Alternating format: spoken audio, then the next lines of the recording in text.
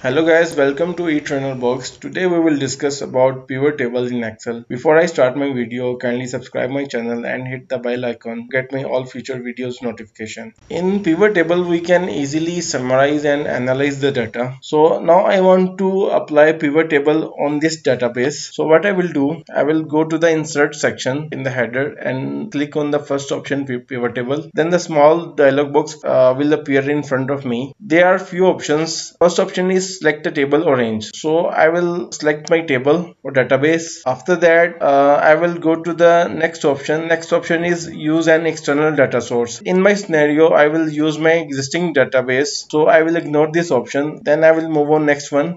Choose where you want to pivot table report to be placed. New worksheet or existing. So I will go to the second option, existing worksheet. Then I will give my location where I want to show my pivot table here in H4 and I will click OK. When I will click OK, you will see that on my right side, the number of fields will appear under the pivot table fields. You can generate a number of reports from these pivot table fields. For example, my first requirement is that I need month-wise sales from the existing data table. So I will simply click on dates and sales. You will see that Excel pivot table give me summarized sales month-wise. So now my second requirement is that I need item-wise sales. So I will remove date and month and then I will simply click on items. You will see that I got the item-wise sales summary. Similarly, if I want to know that how many number of units sold in every month, for this report, first I will remove the sales and items here. Then I will select the month and then I will select the number of units. You will see that Excel pivot table give me the unit-wise monthly sales. So you can generate the various reports from the pivot table as per your data. Hopefully you like my video, so don't forget to comment it. Thank you so much.